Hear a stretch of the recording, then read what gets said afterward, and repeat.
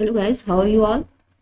सो हम लोग कल यूपीएससी वाइस प्रिंसिपल के आंसर की डिस्कस कर रहे थे, जिसमें हम लोगों का मैथ्स और रीजनिंग का पार्ट जो है वो थोड़ा छूट गया था। तो आज हम लोग इसका पार्ट 2 डिस्कस करेंगे। और क्वेश्चन पेपर हार्ड था, मैथ्स रीजनिंग काफ़ी हार्ड थी इसकी। और क्वेश्चंस जो है वो काफ़ी टाइम कंज्यूमिंग थे। इसीलिए हम लोग क्या करेंगे, डायरेक्ट डायरेक्ट यहाँ पर आंसर्स लगाते चलेंगे। आप लोगों को ज़्यादा परेशान होने की ज़रूरत नहीं है। और आप लोग अगर 60+ क्वेश्चंस भी सही करके आए हैं तो आप लोगों के बहुत ज़्यादा चांसेस बढ़ जाएंगे कि आप लोग यहाँ पर क्वालिफाई एग्जाम कर पाएंगे और इंटरव्यू कॉल आपकी डेफिनेटली आएगी। तो चलिए, without wasting your time, let's start our lecture. But मैं यहाँ पर आपको सबसे पहले पेपर दिखा देती हूँ। तो हम लोग यहाँ पर अपना पेपर देखेंगे और मैं अपने आप को यहाँ पर थोड़ा सा हाइड कर लेती हूँ, जिससे कि आप लोगों को पेपर इजीली दिख सके। चलिए देखते हैं, क्वेश्चन नंबर 21 से देखते हैं। The mean of set is observation that follow normal distribution of 13.5 and standard deviation 2.5। तो यहाँ पर हम लोग का आंसर क्या होने वाला है? तो यहाँ पर हम लोग आंसर देखेंगे अपना, जो हमारा आंसर होगा करेक्ट आंसर, इसमें हमारा ऑप्शन नंबर सी जो है वो हमारा राइट आंसर हो जाएगा। आप लोग बाद में ऑफिशियल आंसर की आएगी तो उससे आप लोग और भी मैच करके उसको देख लेना। ठीक है, अभी हम लोग जल्दी जल्दी आंसर लगाते चलते हैं, काफी लेंथी वीडियो हो जाएगी नहीं तो, अगर सॉल्व करने के लिए बैठेंगे। In the central tendency of marks obtained by a group, if the values of median mode are found to be low, and then these indices indicate that the test is very hard. ये हमारा question statement है। If the spread of the marks is large and reliability is low, then standard error is low. तो यहाँ पर ये जो है हमारा, ये गलत हो जाएगा, ये हमारा जो है राइट ऑप्शन होगा। तो हमारा जो राइट ऑप्शन हो जाएगा, इसमें हमारा ओनली 1 जो है वो यहाँ पर राइट ऑप्शन होगा। स्टेटमेंट 1 जो है वो हमारा ओनली यहाँ पर करेक्ट है। नेक्स्ट देखेंगे, नेक्स्ट क्या दिया हुआ है हम लोगों को। नेक्स्ट है, an individual with IQ intelligent quotient 120 is twice as capable and intelligent is an individual with IQ 60। First statement है आपका। एंड सेकेंड है, IQ gives a direct proportional comparison। तो यहाँ पर ये जो है हमारा राइट ऑप्शन हो जाएगा। इसमें ऑप्शन नंबर डी जो है वो हमारा राइट ऑप्शन होगा। Both statements 1 and 2 are incorrect. ठीक है, चलिए देखते हैं नेक्स्ट है। In a group of 100 school children the reliability coefficient of an achievement test is 0.6। What will be the effect upon test reliability if test length is double. तो अगर हम लोग टेस्ट लेंथ यहाँ पर डबल करेंगे, अगर हमारे पास अचीवमेंट टेस्ट का स्कोर दिया हुआ है, तो हमारे पास जो रिलायबिलिटी आएगी, हम लोग को यहाँ पर super Spearman brown prophecy formula use करना है और उसको यूज करते हुए हमारे पास आंसर आएगा आपका 0.75।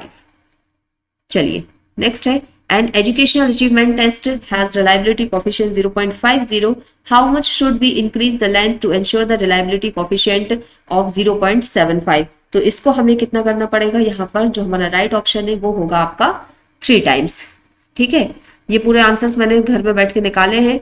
सो काफी लेंदी क्वेश्चन, लेंदी थे, बहुत ज्यादा टाइम लगा है, इसलिए मैं यहाँ पर आप लोगों को सॉल्व करके नहीं दिखा रही हूँ। हम लोग यहाँ पर जल्दी जल्दी अपने आंसर लगाते चलेंगे और आप लोग यहाँ पर चेक करते चलिए।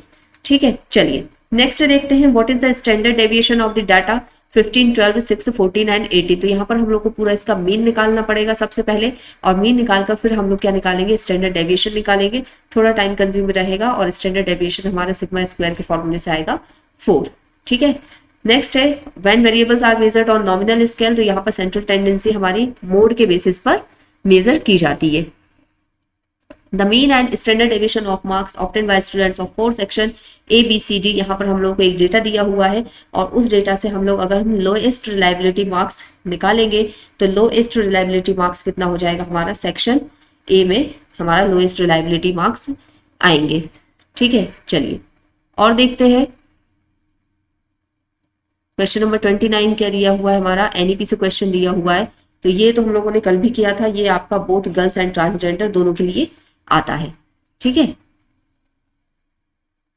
नेक्स्ट देखते हैं, यहां पर आपका ये हमारा इसमें कौन सा हो जाएगा आपका, यहाँ पे सर्विस सेक्टर जो होता है हमारा, ये हमारा प्राइमरी सोर्स होता है, तो ये प्राइमरी सोर्स आ जाएगा। और एग्रीकल्चर का इसमें नहीं होता है, एग्रीकल्चर का कम होता है, सर्विस सेक्टर का ही हमारा ज्यादा कंट्रीब्यूशन होता है। तो इसमें जो आएगा आपका, दोनों ही जो है आपके रॉन्ग हो जाएंगे, इसमें डी आंसर जो है वो आपका करेक्ट होगा। ठीक है, यहाँ पे इसको और एनालिसिस किया था, एक कमेंट पढ़ा था मैंने, तो उसके बेस पर और एनालिसिस करने के बाद में सर्विस सेक्टर जो है वो यहाँ पर आंसर निकल कर आया था। यहाँ पर जो सजा होगी वो कितनी होगी आपकी, 7 ईयर्स की होगी। ये क्वेश्चन हम लोग कर चुके हैं तो इनको हम लोग करने की जरूरत नहीं है। यहाँ पर हम लोगों ने डी ऑप्शन लगाया था, 1 2 3 आएगा आपका। ये देखेंगे हम, इसमें हम लोगों ने 30 डेज आंसर लगाया हुआ था। और इंग्लिश वाला देख लेते हैं, ये सारे क्वेश्चन हम लोग कर चुके हैं तो इनको हमें करने की नीड नहीं है डबल से। ठीक है, ये वाला इसमें आपका बोथ लगाया हुआ था हम लोगों ने। ये सारे क्वेश्चन हम लोगों ने कर लिए हैं। यहाँ पर एक सेक्सुअल हरेसमेंट को लेकर क्वेश्चन आया था, ये क्वेश्चन देखा था हम लोगों ने। सेक्सुअल हरेसमेंट का जब केस आता है ना, तो इसमें इम्प्रिजनमेंट का कोई भी एक्ट जो है यहाँ पर प्रेस्क्राइब्ड नहीं है। ठीक है, इसमें सेक्रेटरी आंसर आएगा आपका।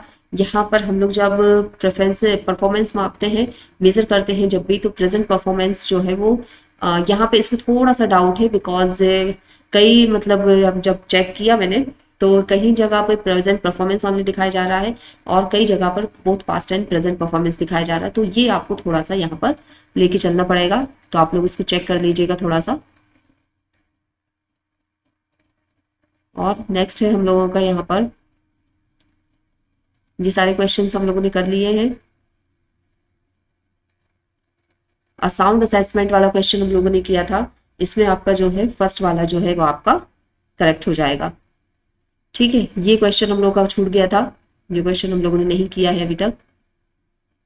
यहाँ पर each individual score contributes to the calculation of the mean of scores and mean mental measure of central tendency. तो यहाँ पर दोनों ही स्टेटमेंट जो है वो आपके राइट है।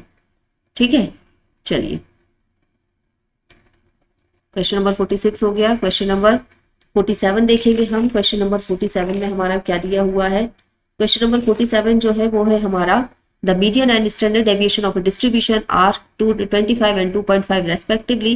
If each item in the distribution in increased by 10, then how the median and standard deviation affected. तो यहाँ पर जब हम मीन और मीडियंस को निकालते हैं तो हमारा मीन जो है, मीडियन जो है वो 35 हो जाएगा, बट स्टैंडर्ड डेविएशन जो है उसमें कोई भी चेंज नहीं आता है। तो यहाँ पर हम लोग देख रहे हैं बहुत सारे क्वेश्चन, बहुत ज्यादा क्वेश्चंस पूछे गए हैं स्टैंडर्ड और मीन डेविएशन से, बहुत ज्यादा क्वेश्चन इन्होंने डाले हैं यहाँ से। नेक्स्ट है, item with difficulty level 0 have discrimination index 0 और items with difficulty level 1 have discrimination index 1।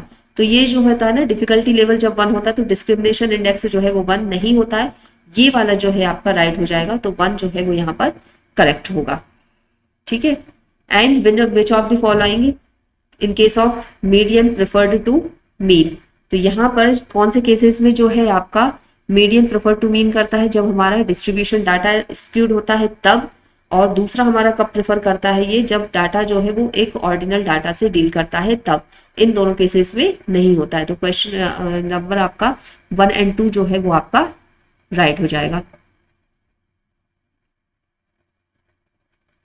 Next है आपका, an item at administered to an elementary class consisting of 200 students, the number of students choosing responses A B C D is shown in the following table. तो यहाँ पर हम लोग एक table दी गई है और उसके बेसिस पर हम लोगों को की रिस्पॉन्स आपका निकालना है। और ये हमारा जो की रिस्पॉन्स आएगा यहाँ पर, ये जो डिफिकल्टी इंडेक्स है यहाँ पर, what is the difficulty index of the item, ये आपको यहाँ पर सॉल्व करना है।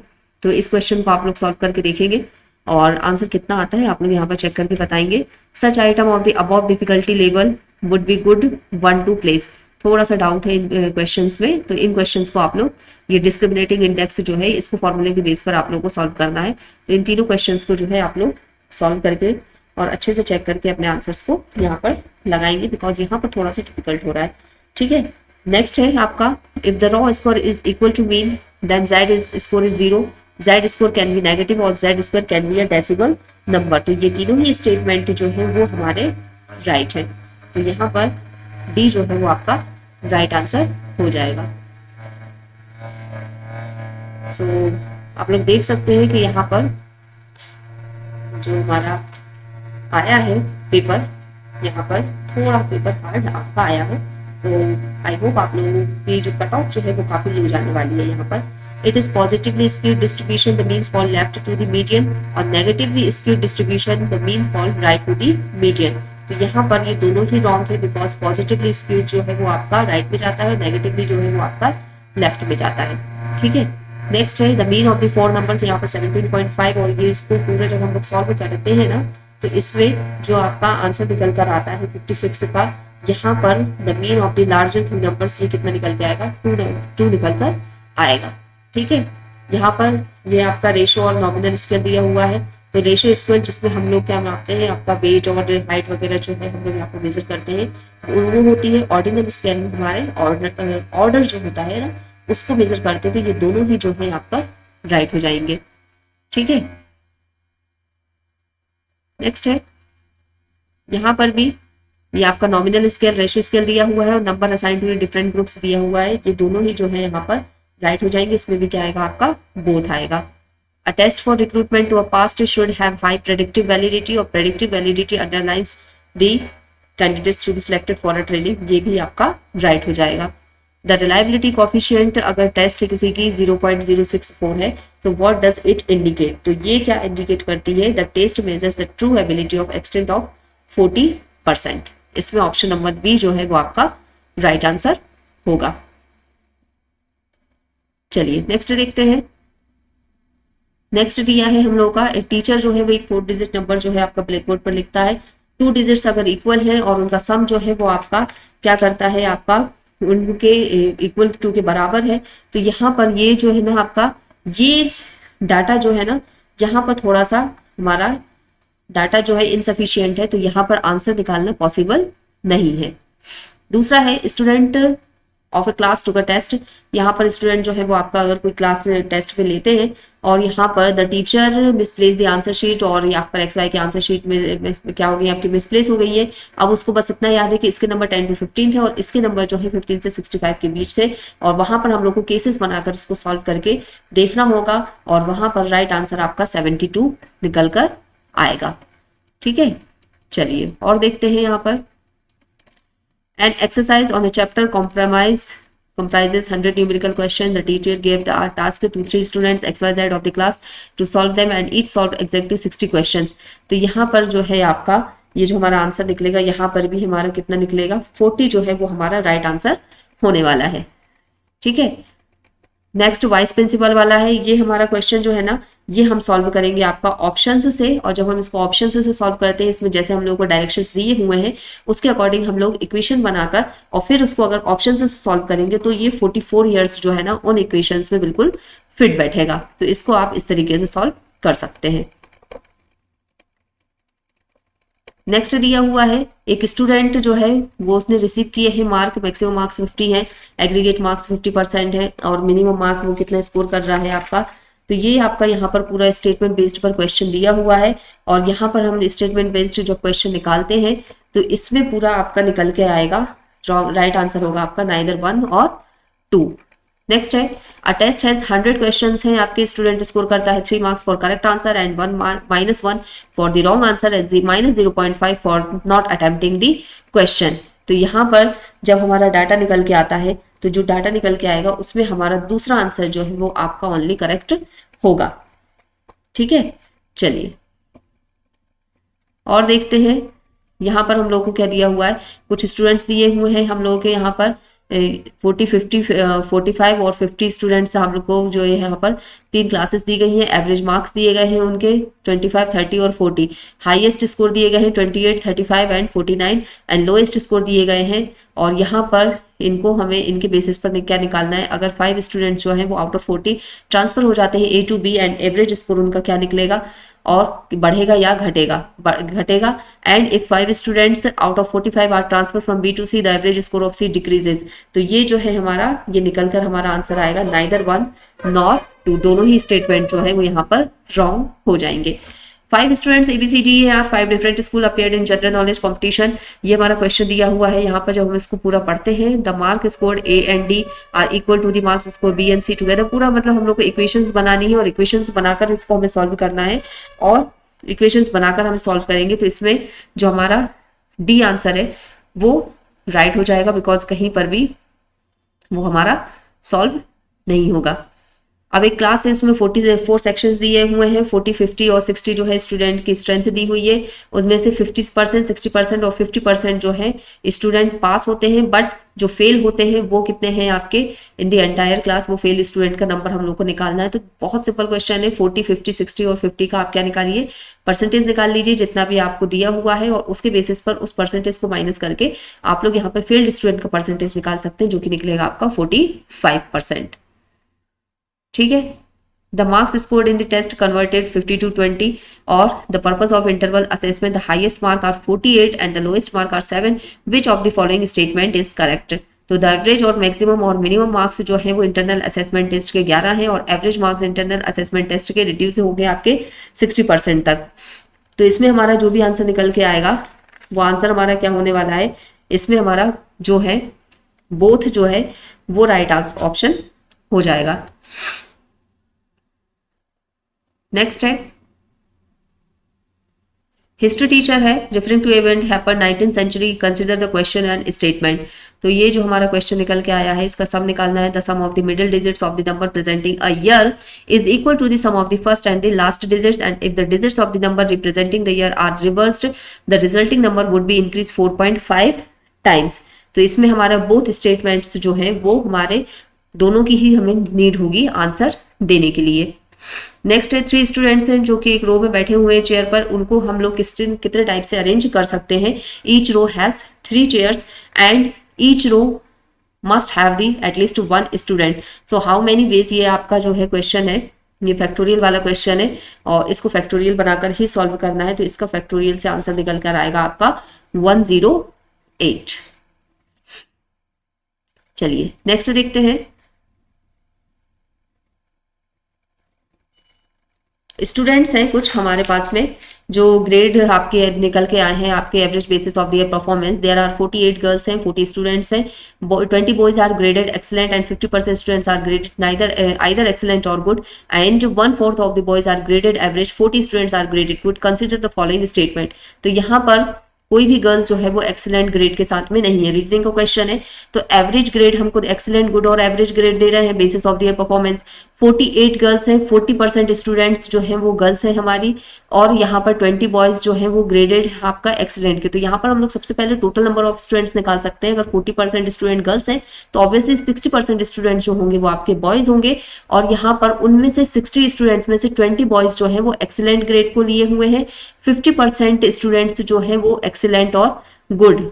यहाँ पर दोनों चीज दी गई है, मतलब 50%, मतलब 100 में से अगर हम लोग 50% निकालेंगे, 48 गर्ल्स हैं तो 60% आपका ये 40% है तो इसका 60% निकाल लीजिए, और उसमें से आपका टोटल जो भी आएगा उसमें से 50% आप निकाल लीजिए जो कि एक्सलेंट और गुड है। 1/4 जो बॉयज है, मतलब बॉयज का जितना नंबर आएगा 60% जो भी होगा आपका जितना नंबर आएगा उसमें वो कितने हैं आपके एवरेज ग्रेड उनको मिला है, और 40 स्टूडेंट्स आर ग्रेडेड गुड। उन 40 स्टूडेंट्स में हमारी गर्ल्स है या नहीं है ये हम लोग को चेक करना। तो आप पूरी इक्वेशन बनाकर जब इसको सॉल्व करोगे तो ये हमारी इक्वेशन जब निकल कर आती है तो बोथ जो आपके स्टेटमेंट है जो है वो आपके यहाँ पर करेक्ट हो जाएंगे। तो इसमें जो आंसर निकल कर आएगा वो आएगा हमारा बोथ 1 and 2। नेक्स्ट है the average attendance of students for 3 Mondays, Monday Tuesday Wednesday के यहाँ पर दी है 950 for the next 3 days, and Thursday was the 900 the average attendance for 4 days in the same week 930। तो यहाँ पर जब हम लोग स्टेटमेंट देखेंगे the average attendance for Monday and Saturday was 915, the attendance was certainly higher on Monday, Thursday and Monday than on Saturday। तो ये जो है आपकी यहाँ पर ये वाला स्टेटमेंट रॉन्ग है, ये स्टेटमेंट राइट है, और हमारा ऑप्शन नंबर 1 जो है वो आपका राइट आंसर हो जाएगा। और देखेंगे यहाँ पर हम लोगों को सेक्शंस दिए हैं यहाँ पर, तो हम लोग को 4 सेक्शंस दिए हैं, उसमें PQRS में टीचर्स जो है वो आपका फैक्टोरियल वाला क्वेश्चन है, 4 फैक्टोरियल से आप इसको सॉल्व करोगे सिंपल, तो ये आपका 24 जो है यहाँ पर राइट आंसर हो जाएगा। नेक्स्ट है आपको सीरीज बनाकर सॉल्व करना है। यहाँ पर प्लस माइनस वाली सीरीज थी आपका, ये जो है आपकी इसका डिफरेंस निकालो, इनका डिफरेंस निकालो, इनका बीच का सबका डिफरेंस निकालो, और उसके बाद इन दोनों के बीच का डिफरेंस निकाल कर करना था। तो इक्वल आपका जो है आपके नंबर आ रहे थे, और उसके में आप लोग ऐड करेंगे तो ऐड करने के बाद में 258 जो है वो आपका राइट आंसर हो जाएगा।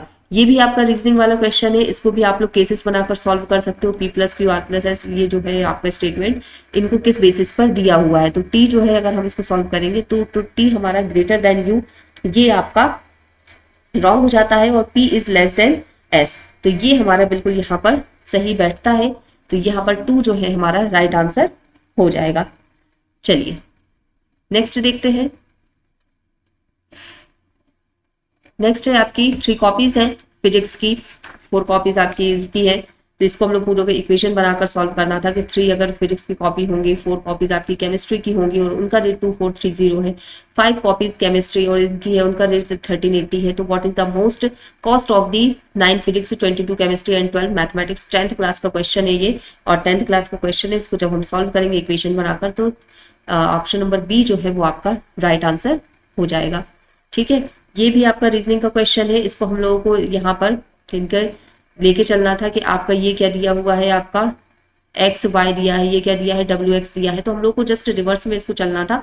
जैसे कि ये यहाँ पर क्या दिया हुआ है, टी यू दिया है, तो टी यू, तो ऑब्वियसली टी यू के बाद में क्या आएगा हमारा, वी आएगा। वी के ऑप्शंस देखेंगे कौन कौन से, तो 3 ऑप्शंस में दिया हुआ है। नेक्स्ट अल्फाबेट देखेंगे एस टी, एस टी के बाद में क्या आएगा, यू आएगा, तो ये वाला आ जाएगा। और यू वी, और इसके बाद में क्या आएगा, डब्ल्यू, तो ये वाला हमारा राइट आंसर हो जाएगा।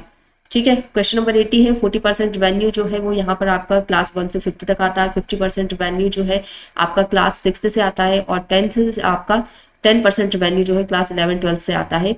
If the school raises its fees by 20%, 30% and 40%, so यहाँ पर जो परसेंटेज होगा रिवेन्यू का वो कितना इंक्रीज हो जाएगा। तो पूरा सॉल्व करके देखना था इसको। तो हम लोग जब यहाँ पे इसको सॉल्व करके देखते हैं तो 27% जो है यहाँ पर इंक्रीज हो जाता है। ठीक है, चलिए, तो ये इतने क्वेश्चन हमारे मैथ्स पर बेस्ड थे पूरे। ये हमारे क्वेश्चन हो गए। ये वाला हम लोग, ये वाले क्वेश्चन हम लोगों ने 81 से ये कल ही कर लिए थे। 1 2 3 4 इसका राइट आंसर होगा। इसमें हम लोगों ने क्या लगाया था, 25.1 लगाया था। ये हमारे डिजिटल, ये हमारा जो ऑप्शन है, ऑप्शन नंबर 2 हम लोगों ने राइट आंसर लगाया हुआ था इसमें।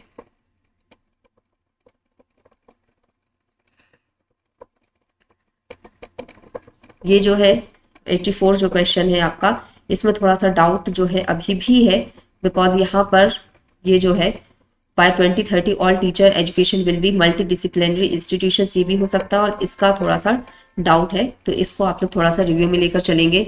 यहाँ पर ये वाला क्वेश्चन जो है इसमें 2025 आएगा आपका। ये पूरे जनरल अवेयरनेस वाले क्वेश्चन है, ये हम लोगों ने कल ही इनको लगा लिया था। इसका 2nd एंड 3rd आंसर आने वाला है, और इसका जो है आपका 1st एंड 3rd आएगा। ठीक है, सी।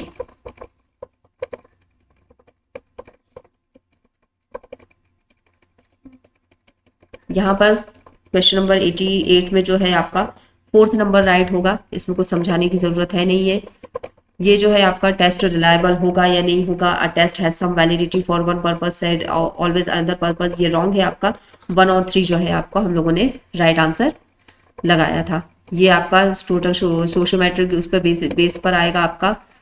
तो ये हम लोगों का इसमें 1 2 3 आंसर जो है आपका राइट हो जाएगा। ये हम लोग ऑलरेडी कल भी कर चुके हैं, तो इसमें इतना कोई प्रॉब्लम होना नहीं चाहिए आप लोगों को।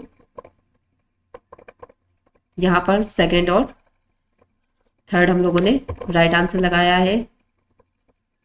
ये हमारा क्वेश्चन द जुवेनाइल जस्टिस वाला छूटा हुआ था। तो इसमें जो जुवेनाइल जस्टिस वाला होता है ना, इसमें आपका ये फर्स्ट ऑप्शन जो है, first statement, a child, any child up to the age of 18 years shall be presumed to be innocent of any criminal intent, ये बिल्कुल सही है। और no waiver of any of the right child is permissible valid whether sought by child और any person acting on. तो ये जो हमारा आंसर स्टेटमेंट होने वाला है, ये स्टेटमेंट भी आपका कैसा हो जाएगा, राइट हो जाएगा। बट ये स्टेटमेंट जो होगा रॉन्ग होगा, बिकॉज रिकॉर्ड्स जलाए तो जाते हैं बट सभी पास्ट रिकॉर्ड्स नहीं जलाए जाते हैं। तो ये जुवेनाइल जस्टिस के लिए हमारा आंसर हो जाएगा। सो आप 3 को छोड़कर 1 एंड 2 को मार्क कर सकते हैं।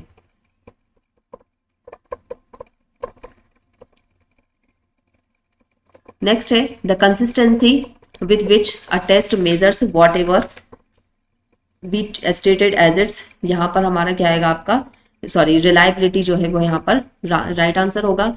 विच of the following factors are the characteristics of the standardised achievement test. तो इसमें जो है आपका 1 2 3 तीनों ही जो है वो आपका राइट ऑप्शन होगा। ठीक है, क्वेश्चन नंबर 95 देखेंगे। यहाँ पर जो है आपका क्या दिया हुआ है question, in the context of role of objectives in educational evaluation which one of the following illustrative statement of objectives does not fall under affective domain. तो अफेक्टिव डोमेन अगर आप लोगों ने पढ़ा होगा तो अफेक्टिव डोमेन में जो है आपका एक तरीके से जो इमोशंस जो होते हैं ना आपके, वो एसोसिएट होते हैं।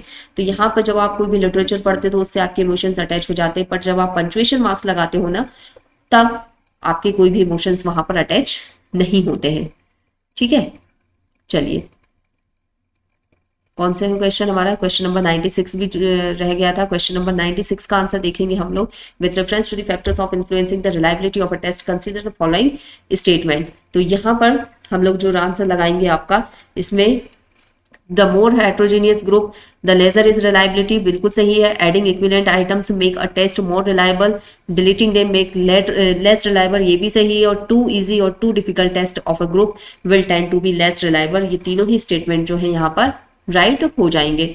नेक्स्ट है in the context of items difficulty, तो items difficulty level do not always discriminate between student different achievement levels, ये भी सही है। और यहाँ पर it is the difficulty level is exactly 0.50, the discrimination index has its maximum range, ये दोनों ही आंसर जो है और स्टेटमेंट जो है वो आपके यहाँ पर ट्रू हो जाएंगे। चलिए नेक्स्ट देखते हैं आपका, ये बहुत इजी क्वेश्चन है, ये सब लोग सही करके आए होंगे। इसमें डायग्नोस्टिक टेस्ट आएगा आपका ऑप्शन नंबर ए। ठीक है, क्वेश्चन नंबर 99 देखेंगे। यहाँ पर प्रोजेक्टिव टेक्निक में कौन सा है आपका, सिचुएशनल टेस्ट आएगा। और क्वेश्चन नंबर 100 जो है वो कौन सा होगा, in which of the following situations are sociometric technique necessary being used by the students. तो इसमें से कौन सी कंडीशन में सोशियोमेट्रिक टेक्निक्स जो है वो कौन सी यूज नहीं की जा रही। तो आप जब होमवर्क रेगुलरली कर रहे हो तब नहीं की जा रही हो, जब आप को क्या कर रहे हो टीचर्स को सुन रहे हो तब भी आपकी नहीं की जा रही है। तो फर्स्ट और 3 जो है हमारा राइट आंसर होगा यहाँ पर। नेक्स्ट है 5 सितंबर, ये world teachers day. World teachers day हम लोग 5 अक्टूबर को सेलिब्रेट करते हैं। और ये जो थीम है ना यहाँ पर, ये थीम भी इसकी रॉन्ग है। तो यहाँ पर हमारा कौन सा होगा, नाइदर 1 और नॉर 2। पीएम श्री स्कूल्स के बारे में दिया हुआ है, according to the scheme each block in the country will have 2 PM Shri schools, बिल्कुल सही है। The ministry of education tracks the performance of each PM Shri schools teacher and students, ये भी हमारा कैसा है आपका सही है। और ओनली केंद्रीय and Navodaya Vidyalaya but note those schools, तो यहाँ पर स्टेट स्कूल्स भी जो है हमारे इंक्लूडेड होंगे। तो ये जो है हमारा सिर्फ ओनली 2 स्टेटमेंट्स जो है वो आपका राइट हो जाएगा।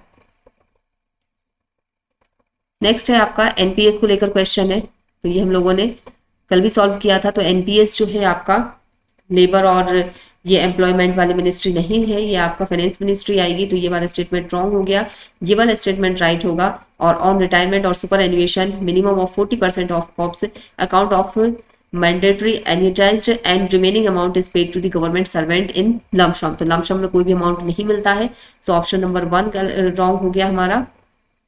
और यहाँ पर हमारा करेक्ट आंसर जो होगा वो कितना हो जाएगा आपका, 1 रॉन्ग हो गया। तो हमारा 2 और 3 जो है आपका यहाँ पर राइट ऑप्शन होंगे। बट फिर भी थोड़ा सा एक रिव्यू में लेकर आप लोगों को चलना है।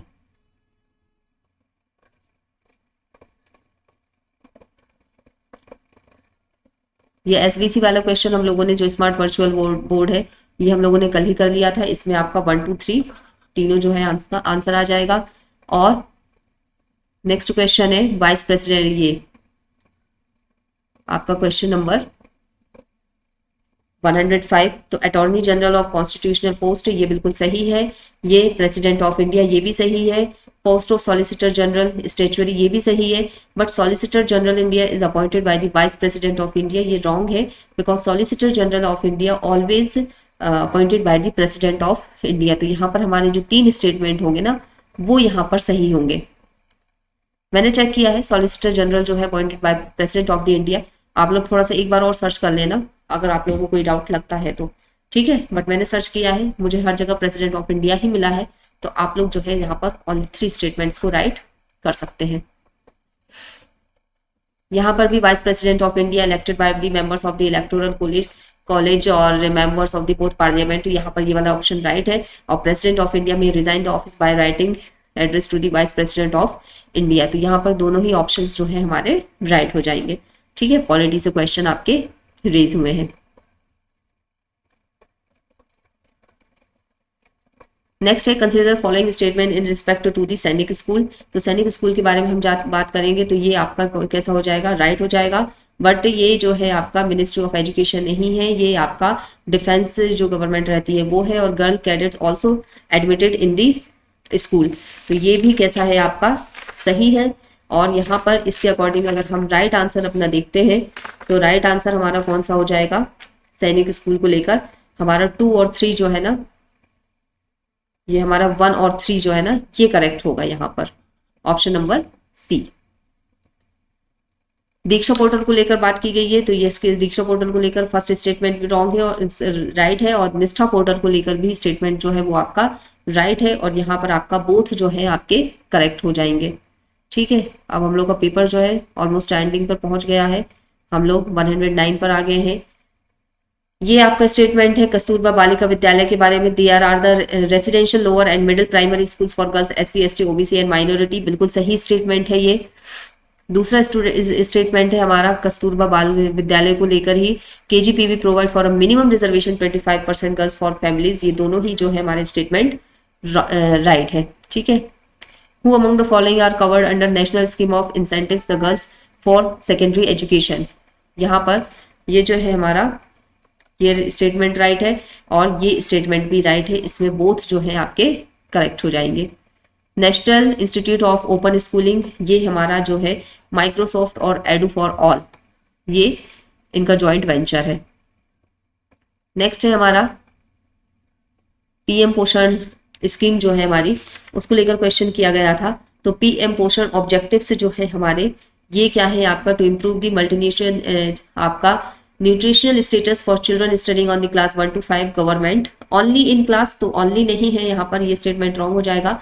अपर क्लासेस के लिए भी है, और यहाँ पर 100 ग्राम्स नहीं, यहाँ पर 700 ग्राम्स जो है वो आपका राइट होगा। तो इसमें नाइदर 1 नॉर 2।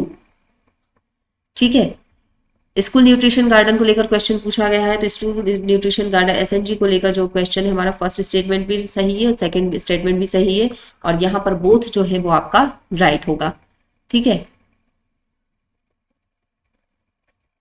नेक्स्ट है आपका कंस्ट्रक्टिव द कंपाउंड वॉल्स, तो MG नरेगा यहाँ पर राइट है, बट इन दोनों का यहाँ पर कोई भी लेना, इनका कोई भी रिलेशन यहाँ पर नहीं बनता है, तो 1 ओनली जो है हमारा करेक्ट होगा। एकलव्य मॉडल रेसिडेंशियल स्कूल जो है आपका, यहाँ पर ये ST स्टूडेंट्स के लिए है, रिमोट एरियाज के लिए, और यहाँ पर ये 6 to 14 ईयर्स के लिए हमारा जो राइट टू एजुकेशन आया था ये 86th अमेंडमेंट के थ्रू आया था, ये हमारा राइट है। और अब हम लोग अपने पेपर की एंडिंग पर पहुंच चुके हैं, और यूनेस्को किंग हामिद बिन अल खलीफा जो प्राइज जो है ये हमारा इनको नहीं गया था, ये हमारा गया था साइट को। ठीक है, तो फर्स्ट स्टेटमेंट हमारा रॉन्ग हो गया, और the prize has been awarded the use of the ICT in education, ये बिल्कुल सही है। ठीक है, तो यहाँ पर हमारा फर्स्ट स्टेटमेंट इज इनकरेक्ट और सेकेंड इज करेक्ट, ये वाला राइट आंसर हो जाएगा।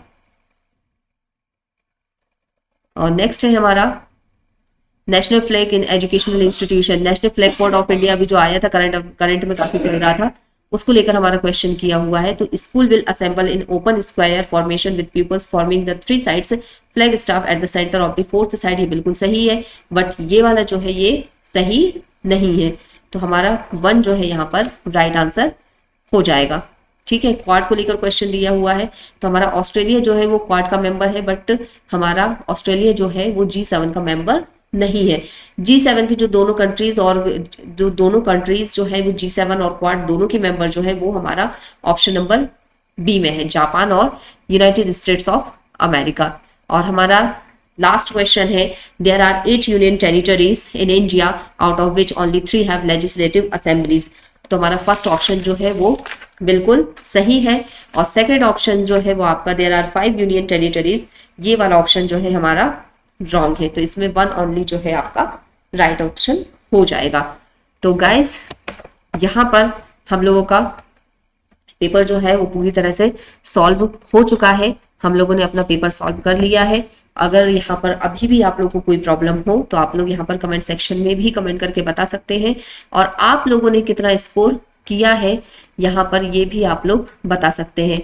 और अगर आप लोग कोई और एग्जाम में अपियर होते हैं, जैसे कि अभी केवीएस या एनबीएस के एग्जाम हो रहे हैं, सीटेट के एग्जाम हो रहे हैं, किसी भी एग्जाम में अगर आप लोग अपियर हो रहे हैं, तो क्वेश्चन पेपर जो है वो आप लोग इस हमारी ये ईमेल आईडी है, इस ईमेल आईडी पर जो है क्वेश्चन पेपर मेल कर सकते हैं। तो इस ईमेल आईडी पर क्वेश्चन पेपर मेल करें। ऑफिशियल ईमेल आईडी है आप लोगों की, तो ये यहाँ पर mona.jatam0309@gmail.com, यहाँ पर आप लोग जो है हम लोगों को पेपर जो है मेल कर सकते हैं। तो गाइज ये था हमारा आज का पेपर जो कि हम लोगों ने सॉल्व कर लिया है। सो ये हम लोगों का पेपर सॉल्व हो गया आज। और अब मैं आप लोगों से थोड़ी बात करना चाहती हूँ, तो मैं आप लोगों से थोड़ा सा आप लोगों का थोड़ा सा और टाइम लूंगी और थोड़ी देर आप लोगों से बात करूंगी। तो गाइस जैसे कि हम लोग देख सकते हैं, हम लोगों ने पेपर सॉल्व किया है, यूपीएससी का वाइस प्रिंसिपल का पेपर था। और ये पेपर जो है, अगर हम लोग इसके लेवल की बात करें तो लेवल जो है आप लोगों का, अगर हम लोग जनरल अवेयरनेस और करंट अफेयर्स को छोड़ दें, हिंदी इंग्लिश काफी अच्छी आई थी, जनरल अवेयरनेस ठीक ठाक थी, करंट अफेयर्स से काफी क्वेश्चन आए थे, एनईपी से काफी क्वेश्चन आए थे, तो ये सब तो आप लोगों का काफी अच्छा रहा है। बट यहाँ पर जो रीजनिंग और मैथ्स है ना, ये काफी टाइम कंज्यूमिंग था। और हम लोग ने सेंटर पर भी थोड़ा सा रिव्यू लिए थे, तो वहां पर भी स्टूडेंट्स ने बताया कि टाइम कंज्यूमिंग पेपर था।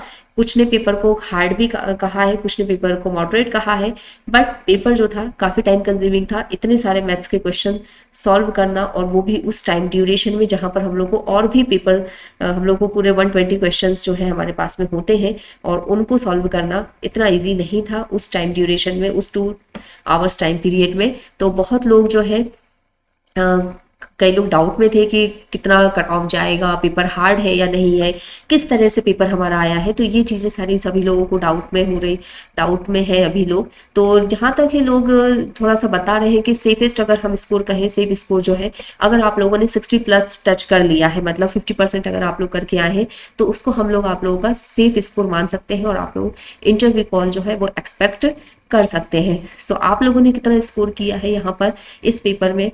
पेपर हार्ड था तो कट ऑफ लेस जाएगी, चांसेस है लेस जा सकती है।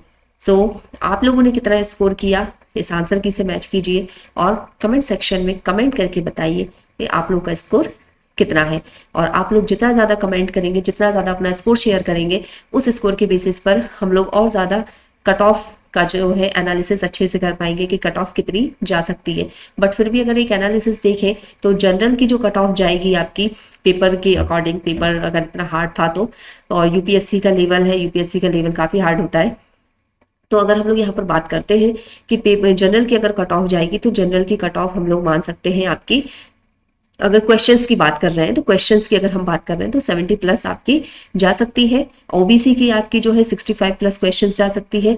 एससी की बात अगर हम करते हैं तो एससी की 60+ जानी चाहिए, और एसटी की जो है आपकी 55+ क्वेश्चंस जा सकती है।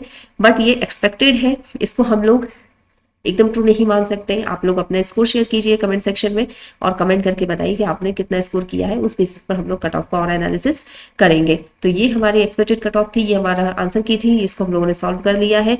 और अब हम लोग क्या करेंगे, अपने यहाँ पर वीडियो को एंड करेंगे और हम लोग अपने नेक्स्ट एग्जाम का वेट करेंगे। आप लोग जो भी एग्जाम देकर आए, आप लोग उसके PDF शेयर कर सकते हैं चैनल के लिंक पर। तो यहाँ पर अब हम लोग अपने वीडियो को एंड करेंगे, और जाने से पहले अगर आप लोगों को वीडियो अच्छा लगा हो, आप लोगों को एनालिसिस पसंद आया हो, तो आप लोग इस चैनल को सब्सक्राइब जरूर कीजिए। ओके गाइस, तो मिलते हैं अपने नेक्स्ट वीडियो में। Till then bye bye.